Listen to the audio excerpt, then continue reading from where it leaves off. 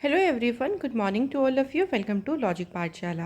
आज के इस वीडियो में हम कवर करेंगे 21 जून के इम्पॉर्टेंट करंट अफेयर्स के क्वेश्चंस। फ्रेंड्स, इस वीडियो का जो पीडीएफ है वो आप लोगों को टेलीग्राम पर मिल जाएगा। लिंक आपको डिस्क्रिप्शन बॉक्स में दिया गया है। तो चलिए फिर इस इम्पॉर्टेंट सेशन को शुरू करते एक मोटिवेशन कोट से। When something is gonna something better is coming. कभी कभी हमें ऐसा लगता है कि हमारी लाइफ से कुछ चला गया है। इट मीन्स जो हमने ड्रीम्स देखे हैं वो हम फुलफ़िल नहीं कर पा रहे। तो इसलिए हमेशा निराश ना हो इस बात को लेके कि अच्छा आपने वो ड्रीम फुलफ़िल नहीं कर पाया। अगर कोई चीज़ गई है तो कुछ बेटर भी आपके लिए ज़रूर आएगा, इसलिए हमेशा कोशिश करते रहें। देखिए, अगर आप कोशिश करते रहेंगे, अगर आप उम्मीद नहीं छोड़ेंगे, अपने ऊपर विश्वास करेंगे ना, तो हमेशा आपकी लाइफ में अगर कुछ गलत भी हुआ है या कुछ चला भी गया ना, तो बेटर, उससे भी बेटर आपको आपकी लाइफ में ज़रूर मिलेगा। तो चलिए फिर शुरू करते हैं इम्पॉर्टेंट डेज से। तो 21 जून को डे सेलिब्रेट किया जाता है वर्ल्ड हाइड्रोग्राफी डे। तो ध्यान रखेंगे, इम्पॉर्टेंट डे है, काफ़ी ज़्यादा एग्ज़ाम में पूछते भी हैं। तो हाइड्रोग्राफी डे जो मनाया जाता है वो 21 जून को मनाया जाता है। इस दिन जो पब्लिक है ना, उसको हाइड्रोग्राफी और उसके जो हमारी एवरीवंस लाइफ में, यानी हर एक की लाइफ में जो उसका इम्पॉर्टेंट रोल है, उसके बारे में जो है वो लोगों को अवेयर किया जाता है। इसकी एक ऑर्गेनाइजेशन भी है जिसे कहते हैं इंटरनेशनल हाइड्रोग्राफिक ऑर्गेनाइजेशन। इसका हेडक्वार्टर मोंटे कार्लो, मोनाको में है। अब इसके थीम की बात कर लेते हैं। तो थीम है इसकी hydrography contributing to the United Nations Ocean Decade. तो ये इस डे की इस बार की रही है theme. Next important day, very important day, yoga day. तो इंटरनेशनल योगा डे ये सेलिब्रेट कब होता है? 21 जून को योगा दिवस मनाया जाता है।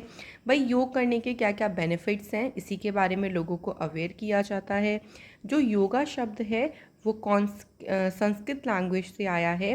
इट मीन्स टू जॉइन और to unite, symbolising the union of body and consciousness. तो सिंपली ध्यान रखिएगा, योगा के बारे में ही इस दिन लोगों को अवेयर किया जाता है कि इसको करने के क्या क्या बेनिफिट्स होते हैं, क्या क्या आपकी बॉडी को जो है ये मदद करता है। And the theme is yoga for humanity. Theme तो इसकी बहुत ही ज़्यादा इम्पॉर्टेंट है, ज़रूर ध्यान रखिएगा। चलिए फ्रेंड्स, आज हम लोग रिवाइज़ कर लेते हैं जो हमने अभी तक के डेज कवर करे हैं। 1 June world milk day and global day of parents, जिसकी थीम है family awareness. 2 June international sex workers day और तेलंगाना फॉर्मेशन डे। 3 जून को मनाते हैं वर्ल्ड बाइसिकल डे। 4 जून को आता है international day of innocent children victims of aggression. 5 जून को आपका मनाया जाता है वर्ल्ड एनवायरनमेंट डे, जिसकी थीम रही ओनली वन अर्थ। 7 जून को सेलिब्रेट हुआ world food safety day and the theme is safer food better health. ये इस बार की रही इसकी थीम। इसके बाद देखिए 8 June world brain tumour day and the theme is together we are stronger. 8 June को ही ओशियन डे भी आता है, जिसकी थीम है revitalisation, collective action for the ocean. 12 June को मनाया गया world day against child labour and the theme is universal social protection to end child labour. 13 June को मनाया गया international albinism awareness day. Theme है इसकी united in making our voice heard. 14 June आता है world blood donor day and the theme is donating blood is an act of solidarity, join the effort and save lives. फिर 15 जून को world wind day और world Elder abuse awareness day मनाया गया। तो ये important days हैं जून के, इसको फ्रेंड्स ध्यान रखिएगा। चलिए शुरू करते हैं क्वेश्चन फर्स्ट से। पहला क्वेश्चन है, Gustavo Petro has become the president of which country in June 2022। तो गुस्तावो पेट्रो ये किस देश के राष्ट्रपति बने हैं? सही आंसर है कोलंबिया। तो क्वेश्चन तो ऐसे भी बन सकता था कि कोलंबिया के अभी हाल ही में नए प्रेसिडेंट कौन बने हैं? The right answer is Gustavo petro. तो इस तरीके से, दोनों तरीके से ध्यान रखिएगा इन क्वेश्चंस को। उन्होंने जो है रोडोल्फो हर्नांडेज के खिलाफ जो है जीत हासिल करी और अगस्त 2022 में वो अपना ऑफिस, मतलब एक तरीके से अपना जो पद है वो ग्रहण कर लेंगे। Francia Marquez will become the country's first female woman vice president. Very important. तो कोलंबिया से हमें साथ ही में ये भी ध्यान रखना है कि यहाँ की पहली ब्लैक वुमेन वाइस प्रेसिडेंट बनी है और उनका नाम क्या है? फ्रांसिया मार्क्वेज।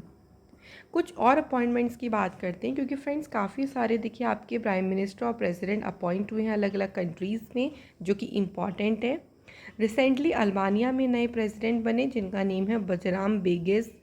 इसके अलावा ईस्ट तिमोर कंट्री में 5वीं बार प्रेसिडेंट बने हैं जोस रामोस होर्टा।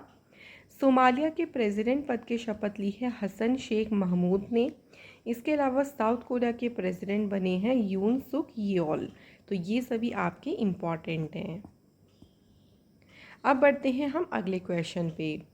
क्वेश्चन है, in which country women soldiers of Indian army participated in the 4-day women peace and security seminar. तो जो भारतीय सेना की इंडियन आर्मी की वुमेन सोल्जर्स है, उन्होंने किस देश में 4 दिन का जो ये सेमिनार हुआ है इसमें भाग लिया है? तो ये सेमिनार कहाँ पे हुआ है? The right answer is Mongolia. तो 4 दिन का जो इवेंट हुआ था ना, ये जो इवेंट है इसकी शुरुआत हुई और जो मंगोलिया के प्रेसिडेंट हैं उखना खुरालसुक उनके द्वारा इसे आयोजित किया गया। वुमेन सोल्जर्स के द्वारा पार्टिसिपेट किया गया इस सेमिनार में, जो कि एक तरीके से इंडियन आर्मी कॉन्टिजेंट का एक पार्ट है, क्योंकि इंडियन आर्मी जो है वो उन्होंने अभी एक्स खान क्वेस्ट में भाग लिया था और उसी में जो है उसी के तौर पर जो वुमेन सोल्जर्स हैं उन्होंने इस सेमिनार में पार्टिसिपेट किया। कुछ और मैं आपको एक्सरसाइज से रिलेटेड क्वेश्चंस को रिवाइज करा देती हूँ। तो देखिए अभी हाल ही में बलिकतान एक्सरसाइज हुई, जो कि यूएस की मिलिट्री और फिलीपींस की मिलिट्री के बीच में हुई। नेक्स्ट देखिए एक्सरसाइज लामितीय। जो लामिती एक्सरसाइज है ये इंडियन आर्मी और शेचल्स डिफेंस फोर्स के बीच में हुई। नेक्स्ट देखिए स्लीनेक्स एक्सरसाइज, जिसका हुआ 9th एडिशन और ये हुआ इंडिया और श्रीलंका के बीच में। कहाँ पे शुरू हुआ? विशाखापट्टनम में। तो एक्सरसाइज से देखो 2-3 तरीके से क्वेश्चन बनते हैं। किस किस के बीच में हुई, जो इम्पॉर्टेंट है उसका एडिशन भी ध्यान रखिएगा, और कहाँ पे वो एक्सरसाइज हुई है ये भी हमको याद रखना है। Next is, which country has emerged at the top buyer of Indian broken rice in financial year 2021-22? तो वित्तीय वर्ष जो है 2021-22 में कौन सा देश है जो कि चावल का एक तरीके से टॉप बायर रहा है भारत के लिए? The right answer is China is the right answer. तो चाइना जो है देखिए पेंडेमिक के दौरान जो इंडियन राइस है इसका टॉप बायर रहा है। यहाँ पे आप देख सकते हैं इंपोर्ट कितना किया गया, 16.34 lakh metric ton total import हुआ है, और export of 212.10 lakh metric ton in the financial year 2021-22। Next question is, with which country has India decided to expand their strategic partnership to develop cooperation in areas of artificial intelligence, cyber security, startups and fintech? तो भारत ने किस देश के साथ मिलकर जो ये areas हैं ना, जो भी बात करी जैसे आर्टिफिशियल इंटेलिजेंस, साइबर सिक्योरिटी, इन सभी में सहयोग विकसित करने के लिए अपनी जो स्ट्रेटेजिक पार्टनरशिप है उसको एक्सपेंड करने का डिसीज़न लिया है। और ये किस देश के साथ लिया गया है? तो देश का नाम क्या है? Bangladesh is the right answer. तो ये जो टाइज़ है ना दोनों देशों के बीच में संबंध है, वो यहाँ पे जो रेलवे सेक्टर है as well as cross border river management and conservation, तो रेलवे के साथ साथ जो है सीमा पार नदी प्रबंधन और संरक्षण में भी विस्तार करने पे यानी एक्सपेंड करने पे ये सहमत हुए हैं। ये डिसीज़न लिया गया 7 नंबर के जॉइंट कंसल्टेटिव कमीशन मीटिंग में। तो ये मीटिंग हुई जहाँ पे ये डिसीज़न लिया गया है। कुछ मैं आपको और न्यूज़ रिवाइज कराती हूँ इंटरनेशनल रिलेटेड ही। तो कल मैंने आप लोगों को बताया था कि चाइना का तीसरा most advanced domestically build aircraft carrier launch हुआ और उसका नाम क्या है? फुजियान। जापान जो है पहली बार नाटो समिट में पार्टिसिपेट कर रहा है। एपिडा ने ऑर्गेनाइज किया मैंगो फेस्टिवल कहाँ पे? बहरीन में, ताकि जो मैंगो का एक्सपोर्ट है, जो मैंगो एक्सपोर्ट किया जाता है उसको बूस्टअप मिले।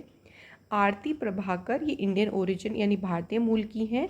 ये जो यूएस के प्रेसिडेंट है जो बाइडेन, उनकी साइंटिफिक एडवाइज़र अपॉइंट की गई हैं। तो ये सभी आपकी इम्पॉर्टेंट न्यूज़ हैं। नेक्स्ट क्वेश्चन पे बढ़ते हैं। क्वेश्चन है अगला, what is the rank of India in the renewable energy installation in 2022? तो हमें यहाँ पे बताना है कि भारत की रैंक क्या है रिन्यूएबल एनर्जी इंस्टॉलेशन में। तो भारत जो है वो इसमें कौन से प्लेस पे है? तीसरे प्लेस पे। पहले नंबर पे कौन सा देश है? चाइना। सेकंड नंबर पे है रशिया। ये जो रिपोर्ट आई है ना जिसमें भारत की तीसरी रैंक है, इसका टाइटल है renewable energy 2022 global status report, और इसे पब्लिश किया है रैन 21 यानी रिन्यूएबल एनर्जी पॉलिसी नेटवर्क के द्वारा इसे पब्लिश किया गया। It also ranked fourth in the total solar installation. अगर हम सभी सोलर इंस्टॉलेशन की बात करते हैं टोटल, तो उसमें भारत है फोर्थ प्लेस पे। लेकिन अगर हम खाली रिन्यूएबल एनर्जी इंस्टॉलेशन की बात कर रहे हैं तो इसमें भारत जो है वो तीसरे प्लेस पे है। कुछ और रैंकिंग्स की बात करते हैं फ्रेंड्स। तो देखिए इंडिया जो है वर्ल्ड कॉम्पिटिटिवनेस इंडेक्स में जो भारत की रैंक है ना वो है 37 नंबर की, जिसमें टॉप प्लेस पे है डेनमार्क। इसके अलावा world economic forum travel and tourism development index में भारत जो है 54 प्लेस पे है। टॉप प्लेस पे है जापान, यूएस और Spain. World Press Freedom Index में भारत है 150 प्लेस पे and the top country is Norway. तो रैंकिंग से आपका ज़रूर क्वेश्चन बनता है, इम्पॉर्टेंट टॉपिक है। Next question is what is the rank of India in the Speedtest Global Index, जिसको ओकला के द्वारा रिलीज़ किया गया है। तो जो स्पीड टेस्ट है ना, ये इंटरनेट की स्पीड टेस्ट है और ये किसके द्वारा किया गया रिलीज़? ओकला के द्वारा, जिसमें भारत की जो रैंक रही है वो 115 नंबर यानी 115 नंबर पे भारत की रैंक है।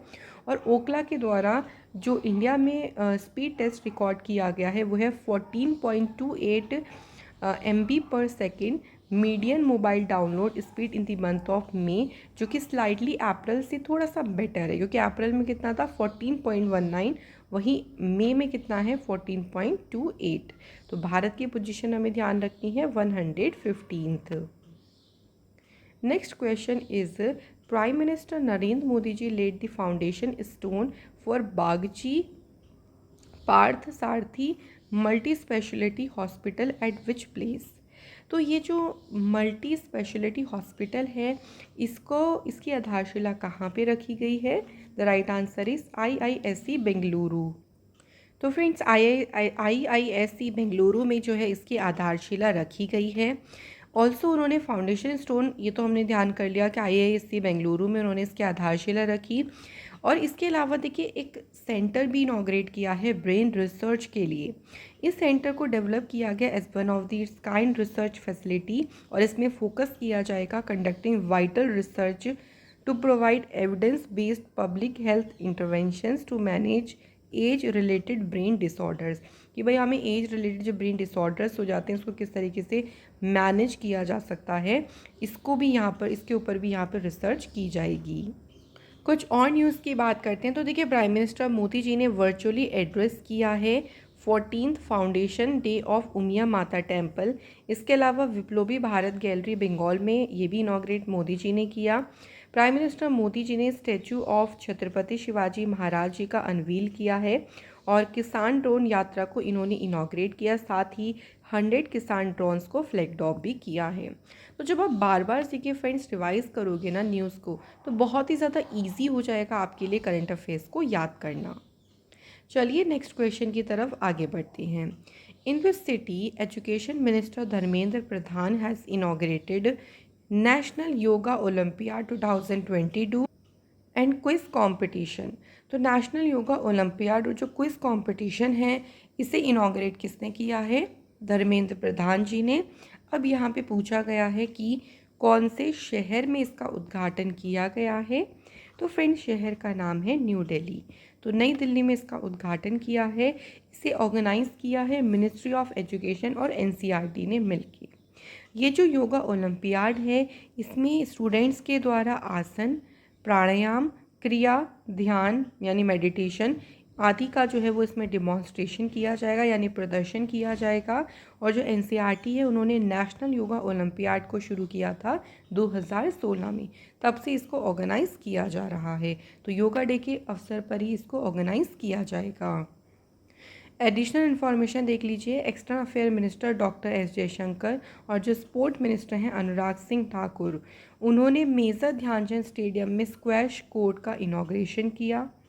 Road transport minister Nitin Gadkari ji ने इनॉग्रेट किया industrial decarbonisation summit 2022 in New Delhi. Union minister Mansukh Mandaviya ji ने इनॉग्रेट किया है नेशनल फूड लेबोरेटरी ऑफ फसाई, कहाँ पे, बिहार में। तो ये भी हमें ध्यान रखना है कि कोई भी चीज़ इनॉग्रेट हुई है, लॉन्च हुई है, तो कहाँ पे की गई है। Next is in which city the 47th meeting of GST Council is going to be held. 47 number की जो बैठक है जीएसटी काउंसिल की, ये किस शहर में होने जा रही है। The right answer is Srinagar में इसका आयोजन किया जाएगा। ये दूसरी बार है जब जीएसटी काउंसिल की मीटिंग श्रीनगर में हो रही है। 47 जो जीएसटी काउंसिल की मीटिंग है, उसमें डिस्कस किया जाएगा the report of the panel of state ministers on rate rationalisation. ठीक है, तो इसके ऊपर जो है वो इसमें डिस्कशन किया जाएगा। Next is as per the Kantar Brands 2022 Most Valuable Global Brand Report, how many Indian brands are in the global top 100 for 2022? तो टॉप 100 में भारत के कितने ब्रांड्स को शामिल किया गया है। तो टोटल हैं भारत के 4 ब्रांड इसमें टॉप 100 में। और 4 ब्रांड का नाम क्या क्या है। Tata consultancy services, HDFC bank, Infosys and life insurance corporation. TLC जो है वो 12वें पोजीशन पर आ गया। मतलब TLC जो है 12 पायदान की छलांग लगाकर 46 पोजीशन पर आ गए। पहले कितने पे था, 58 पे था। लेकिन हमें इन टॉप जो ये 4 ब्रांड्स हैं ना, क्योंकि उन्होंने टॉप 100 में जगह बनाई, इसके बारे में ध्यान रखिएगा क्योंकि ये टॉप ब्रांड्स हैं, ये आपसे ज़्यादातर पूछ सकते हैं। Next question is which small finance bank has launched enjoy an exclusive saving account for kids. तो ये बच्चों के लिए एक विशेष बचत खाता है, इसको नाम दिया है एन्जॉय। इसको लॉन्च किस बैंक ने किया है। The answer is Equitas small finance bank ने इसे लॉन्च किया है। इसका उद्देश्य क्या है। देखिए, इसका मेन एम है to introduce young kids to the financial world, कि जो छोटे बच्चे हैं ना, उनको फाइनेंशियल वर्ल्ड से इंट्रोड्यूस कराना और उनको एक हैबिट डालना, सेविंग की हैबिट उनके अंदर डेवलप करना, उनको एनकरेज करना कि एक वो क्या कर सके, सेविंग कर सके। तो ये आदत को विकसित करने के लिए इसको लॉन्च किया गया।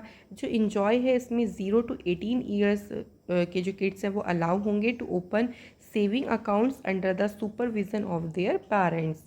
जो माइनर्स हैं जिनकी एज है 10 और उससे ज़्यादा will also get an option for a personalised debit card. तो 10 से ऊपर साल के जो बच्चे होंगे उनको एक डेबिट कार्ड का भी ऑप्शन उनको मिल जाएगा। कुछ और बैंकिंग न्यूज़ की बात करते हैं फ्रेंड। SBI के द्वारा देखिए अभी पर्सनल लोन प्रोडक्ट जिसको नाम दिया एक्सप्रेस क्रेडिट, इसे लॉन्च किया है। डिजिटल बैंक ऑफ इंडिया ने लॉन्च किया है ट्रेड NXT। इंडियन बैंक के द्वारा डिजिटल ब्रोकिंग सॉल्यूशन लॉन्च किया गया जिसको नाम दिया गया है ई-ब्रोकिंग।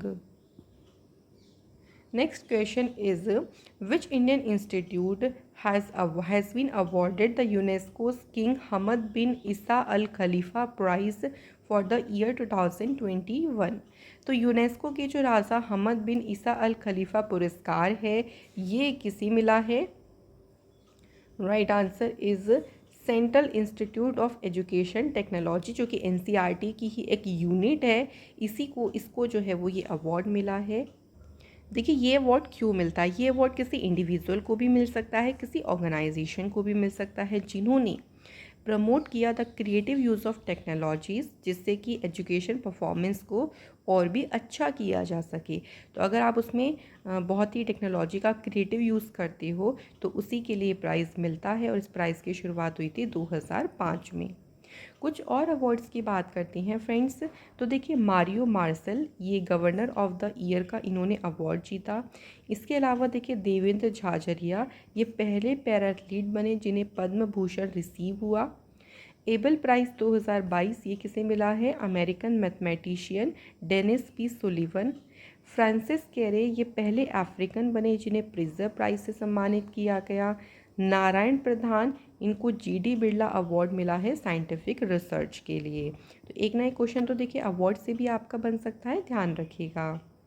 नेक्स्ट है, how many cities across the US, Canada and Mexico जो कि होस्ट करेंगी 2026 का फीफा वर्ल्ड कप। तो अमेरिका, कनाडा और मैक्सिको के कितने शहर हैं? तो टोटल है 16 शहर जो कि इसे होस्ट करेंगे, और it will be the first ever tournament to include 48 teams instead of the current capacity, क्योंकि करंट कैपेसिटी कितनी है? 32 टीम्स की, लेकिन पहली बार जो है वो इसमें 48 टीम्स जो है वो इंक्लूड होंगी। Next question is, who has won the gold medal at the ongoing Kuortane game in Finland. तो फिनलैंड में जो ये गेम चल रही है इसमें गोल्ड मेडल किसने जीता है? The right answer is Neeraj Chopra. तो नीरज चोपड़ा ने जो है वो यहाँ पे अपना बेस्ट थ्रो दिया 86.69 मीटर का और गोल्ड मेडल जीता है। इससे पहले अभी रिसेंटली देखिए, नीरज चोपड़ा ने अभी खुद का ही नेशनल रिकॉर्ड ब्रेक किया था 89.30 मीटर का। कहाँ पे? पावो नूरी गेम्स में। कुछ और हम लोग स्पोर्ट्स न्यूज़ की बात करते हैं फ्रेंड्स। तो देखिए, प्राइम मिनिस्टर मोदी जी ने अभी टोर्च रिले लॉन्च किया 44 चेस ओलंपियाड के लिए। नीरज चोपड़ा ने नेशनल रिकॉर्ड सेट किया, ये मैंने आपको बता दिया है। जो भी अजरबैजान ग्रैंड प्रिक्स हुई, ये किसने जीती है? मैक्स वर्स्टपेन ने।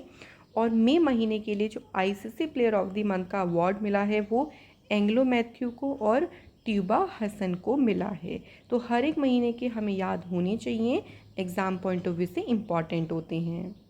चलिए फ्रेंड्स, अब आता है रिवीजन टाइम। तो सबसे पहले हम रिवाइज करेंगे कल के क्वेश्चंस को। इंडिया एंड डैश, जिन्होंने जॉइंटली लॉन्च किया है एक लोगो for the celebration of 50 years of its diplomatic relations. The answer is Vietnam. अगला क्वेश्चन है, जून 2022 में अभी सोमालिया के प्राइम मिनिस्टर पद पे किसे अपॉइंट किया गया? आंसर इज हमजा अब्दी बारे।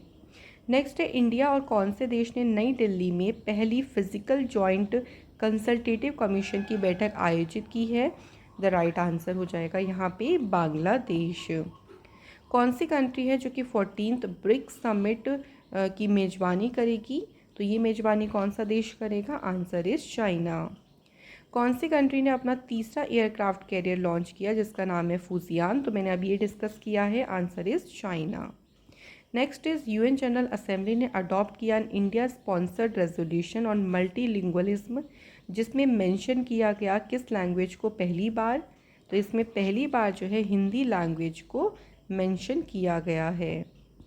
Dash has sign an MOU with National Centre for Medium Range Weather Forecasting for cooperation in meteorology. ये MOU साइन किया है इंडियन नेवी ने।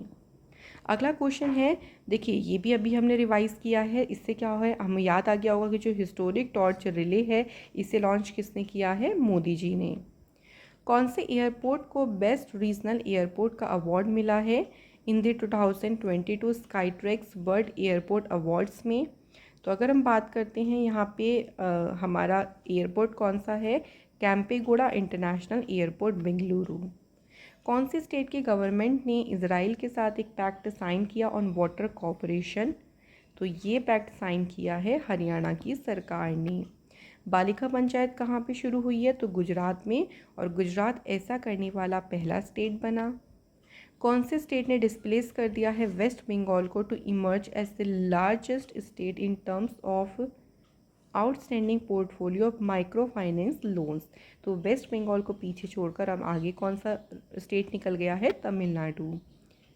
International day for countering hate speech पहली बार ये ऑब्जर्व किया गया कौन से दिन? 18 जून को। तो अब से ये जो दिन है वो 18 जून को मनाया जाएगा। Next is cellular operators association of India के नए चेयरमैन कौन बने? द आंसर इज़ प्रमोद के मित्तल। तो ये थे फ्रेंड्स हमारे सभी इम्पॉर्टेंट क्वेश्चंस। नाउ टाइम आता है स्टैटिक जीके का। तो मैंने आज मुग़ल एम्पायर से क्वेश्चंस लिए हैं जो कि इम्पॉर्टेंट सारे क्वेश्चंस हैं। चलिए पढ़ते हैं पहले क्वेश्चन पे। इनमें से कौन से मुग़ल रूलर हैं जिनके नाम पर फतेहाबाद में एक मॉस्क्यू यानी एक मस्जिद है? तो एक मस्जिद किसके नाम पे है? आंसर हो जाएगा हुमायूं के नाम पे है। ठीक है, जो फतेहाबाद सिटी है वहाँ पे हुमायूं मॉस्क्यू है, ये ध्यान रखिएगा। और इस तो देखिए यहाँ पे एक चीज़ ध्यान रखिएगा, जो हुमायूं है ना, हुमायूं का जो रियल नेम था वो क्या था? नासिर उद्दीन। अगर हम मुग़ल एम्पायर की बात करते हैं तो मुग़ल एम्पायर के फाउंडर कौन थे? बाबर। बाबर ने लोधी डायनेस्टी के जो लास्ट रूलर हैं इब्राहिम लोधी, इन्हें डिफीट किया था बैटल ऑफ पानीपत में। बैटल ऑफ पानीपत कब हुई थी? 1526 में हुई थी, जिसकी वजह से जो मुग़ल रूल है वो स्टेबलाइज हुआ था। अगला क्वेश्चन है, कौन सी मुग़ल एम्परर हैं जिन्हें जिंदा पीर के नाम से जानते हैं? तो जिंदा पीर के नाम से जाना जाता है किसे? औरंगजेब को। वेरी इंपॉर्टेंट है। ठीक है, औरंगजेब ने देखिए खुद को ही क्राउन यानी खुद को ही इन्होंने एक टाइटल दिया था, और ये टाइटल क्या था? आलमगीर का। बहुत बार क्वेश्चन पूछते हैं कि आलमगीर का टाइटल किसने अपने आप को दिया था? तो औरंगजेब ने दिया था। उन्हें जिंदा पीर के नाम से जानते थे। इसके अलावा एक चीज़ ध्यान रखिएगा, 1679 में औरंगजेब के द्वारा एक टैक्स शुरू किया गया था जिसे नाम दिया गया था जजिया टैक्स यानी जजिया कर। Next question is, who was the first Nawab of Awadh? Awadh के पहले नवाब कौन थे? आंसर हो जाएगा सद्दात खान। तो जो सद्दात खान है, इनका पूरा नाम क्या था? सद्दात खान बुरखा उल मुल्क। ये पहले नवाब थे अवध के, और उन्होंने जो अपनी कैपिटल थी वो किसे बनाया था? फैज़ाबाद को। तो ऐसे से क्वेश्चंस भी पूछ लेते हैं कि भाई इन्होंने अपनी कैपिटल किसे बनाई, तो ध्यान रखिएगा। अगला है, पहली बैटल ऑफ जो पानीपत हुई थी वो इब्राहिम लोदी और किसके बीच में हुई थी? आपको याद होगा क्योंकि इसी से ही मुग़ल एम्पायर के एस्टेब्लिशमेंट हुई थी। तो ये इब्राहिम लोदी और बाबर के बीच में हुई थी। कब? 1526 में। ये ईयर भी इम्पॉर्टेंट है। और इसमें जो बाबर है उन्होंने लोधी को डिफीट किया था, और उसके बाद ही मुग़ल रूल की एस्टेब्लिशमेंट हो गई थी भारत में। अगला क्वेश्चन है, with which Mughal ruler is the Moti Masjid in Agra associated? जो आगरा की मोती मस्जिद है ना, उसका संबंध किस मुग़ल शासक से है? तो सही आंसर हो जाएगा शाहजहाँ। तो जो मोती मस्जिद है आगरा में, उसे मुग़ल रूलर शाहजहाँ के द्वारा बनवाया गया था। जो शाहजहाँ थे ना, ये मुग़ल एम्पायर के 5th रूलर थे। इन्होंने 1628 से लेके 1658 तक इन्होंने जो है वो राज किया था। शाहजहाँ के द्वारा कुछ हिस्टोरिकल स्ट्रक्चर बनवाए गए थे, जिसमें से तो वेरी फेमस आपको ये ज़रूर ध्यान होगा, ताजमहल है।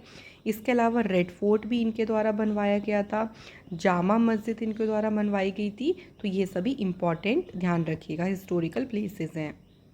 नेक्स्ट है, whose reign was called the golden age of Mughal architect? किसके शासनकाल को मुग़ल वास्तुकला का स्वर्ण युग कहा जाता है? तो ये कहा जाता है शाहजहाँ के शासनकाल को। अच्छा, एक क्वेश्चन यहाँ पे बन सकता है कि जो शाहजहाँ है ना, उन्होंने अपनी कैपिटल को आगरा से ट्रांसफ़र कहाँ पे किया था? तो याद रखिएगा दिल्ली में किया था। कब? 1638 में। नेक्स्ट क्वेश्चन है, when was the battle of Chausa fought? तो जो चौसा का युद्ध है ये कब लड़ा गया था? तो ये लड़ा गया था 1539 में। किसके बीच में? ये क्वेश्चन तो ज़रूर पूछा जा सकता है। तो हुमायूं और शेर शाह सूरी के बीच में जो है वो ये बैटल लड़ी गई, जिसमें शेर शाह ने हुमायूं को क्या कर दिया था? डिफीट कर दिया था। ये भी हमें याद रखना है। तो ये थे फ्रेंड्स हमारे इंपॉर्टेंट क्वेश्चंस। कल मैंने आप लोगों से पहला क्वेश्चन पूछा था कि जो प्रेस काउंसिल ऑफ इंडिया है इसके प्रेसिडेंट बनी है रंजना प्रकाश देसाई, और FIFA under 17 women's world cup 2022 को कौन सा देश होस्ट करेगा? तो इसे इंडिया होस्ट करेगा। तो आप लोगों ने सभी ने बिल्कुल सही आंसर्स करे हैं। आज के हमारे कमेंट है Sandeep Kaur, Shankar Kumar Sahu and Pradeep Das. Thank you so much guys कि आप सभी कमेंट करते हैं। चलिए आज के आप लोगों के लिए क्वेश्चंस देख लेते हैं। तो पहला क्वेश्चन है, ग्रेनाइट ये किस टाइप की चट्टान है। तो यहाँ पे आपको कुछ रॉक्स के जो है यहाँ पे दिख जाएंगे आपको, अलग अलग टाइप्स की रॉक्स होती हैं। तो उसमें ग्रेनाइट किस तरीके की चट्टान है। सेकंड क्वेश्चन है जो कौन सी सॉइल है जिसमें हाईली जो है पोटाश और लाइम होता है, यानी पोटाश और चूना इसमें बहुत अधिक समृद्ध मात्रा में होता है, ये कौन सी सॉइल है। तो फ्रेंड्स ये था हमारा आज का लेक्चर जिसमें हमने ओवरऑल हर चीज़ को डिस्कस किया है जो कि आपके एग्ज़ाम पॉइंट ऑफ व्यू से इम्पॉर्टेंट है। तो चलिए मैं आप लोगों से मिलूँगी नेक्स्ट वीडियो में। खुश रहें, मुस्कराते रहें, मेहनत करते रहें और आगे बढ़ते रहें। Thank you so much guys for watching this video.